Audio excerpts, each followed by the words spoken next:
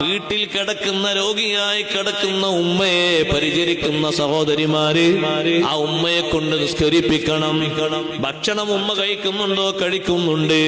ഉപ്പ ഭക്ഷണം കഴിക്കുന്നുണ്ടോ? കഴിക്കുന്നുണ്ട്. ആരെങ്കിലും വന്നാ സംസാരിക്കുന്നുണ്ടോ? സംസാരിക്കുന്നുണ്ട്. ഇതിനൊന്നും കുഴപ്പമില്ല. പത്രം വായിക്കുന്നുണ്ട്. സദാസമയത്തും ഗുളിക കഴിക്കുന്നുണ്ട്. പിന്നെന്താ കുഴപ്പം? കിടപ്പിലാണ്. ആ കിടപ്പിൽ വെച്ച് ഉപ്പ വിസർജിക്കുന്നുണ്ടോ? ഉണ്ട്. വൃത്തിയാക്കുന്നുണ്ടോ? വൃത്തിയാക്കുന്നുണ്ട്. ഭക്ഷണം കഴിച്ചിട്ട് നല്ല ബുദ്ധിയും ശുദ്ധിയും പക്വതയൊക്കെ ഉള്ള ഉമ്മയും ഉപ്പയുമാണെങ്കിൽ ഇനി ശുദ്ധിക്ക് അല്പം കുറവും വിട്ടുവീഴ്ചയും വരേണ്ട സന്ദർഭങ്ങൾ, വാർച്ചകളുള്ളവരാണെങ്കിൽ അതിനും വിട്ടുവീഴ്ചയുണ്ടല്ലോ. ചിലർക്ക് മൂത്രവാർച്ചയുണ്ടാകും, ചിലർക്ക് അല്ലാത്ത വാർച്ചകൾ ഉണ്ടാകും. അതൊക്കെ ഉണ്ടായാലും ചെറിയ വിട്ടുവീഴ്ചകളൊക്കെ ചെയ്യപ്പെടുന്ന രൂപത്തിൽ പെട്ടെന്ന് വൃത്തിയാക്കി നിസ്കരിപ്പിക്കണേ. ഒരു മാസക്കാലമല്ല, ഒരാഴ്ചക്കാലം രോഗിയായി കിടക്കുന്ന ഉപ്പ, ആ ഉപ്പാനെ മരുന്ന് കൊടുത്തും മറ്റുമൊക്കെ പരിചരിച്ചിട്ടുണ്ട്. നിസ്കരിപ്പിക്കാനും നമ്മൾ ശ്രമിച്ചിട്ടുണ്ടോ? ഒരൊറ്റ വക്ത് പോലും ഉപ്പ പരടിയിൽ ബാക്കി വെക്കാതെയാണ് മരിച്ചു പോയതെങ്കിൽ സമാധാനമുണ്ട്, സന്തോഷമുണ്ട്. പലരും 2 മാസം 3 മാസം 4 മാസം 1 വർഷം രോഗിയായി കിടക്കുന്നു.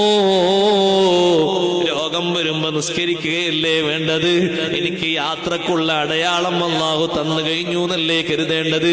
ചെറിയ പനി ബാധിക്കുമ്പോഴേക്ക് ലോകത്ത് ഏറ്റവും വലിയ വലിയായ സയ്യിദുനാ അബൂബക്കർ സിദ്ദീഖ് റളിയല്ലാഹു അൻഹു മരണത്തെ ഓർത്തില്ലയോ? ഒരു പനി ബാധിക്കുമ്പോഴേക്ക് മഹാനവറുകൾ ചൊല്ലിപ്പോയി, കുല്ലും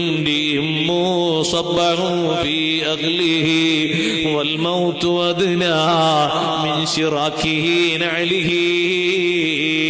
എപ്പോൾ പനി വന്നാലും സിദ്ദീഖ് മരണത്തെ ഓർക്കുകയാ. പനി വന്നൊരു നേരം മരണത്തെപ്പറ്റി പറയാത്തതില്ല.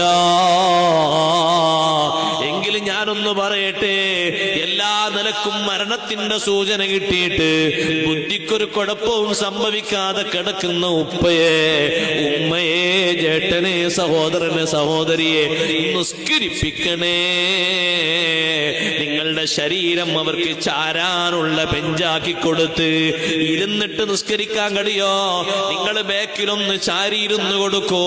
നിങ്ങളെ നെഞ്ചിലേക്ക് അവരെ ശരീരത്തെ ഒന്ന് ചേർത്തിയിട്ട് നിങ്ങളെ മടിയിലൊന്ന് ഇരുത്തിയിട്ട് അവരെ കൈ കൊണ്ടും മുഖം കൊണ്ടും ഒക്കെ ഉളു എടുപ്പിച്ചിട്ട്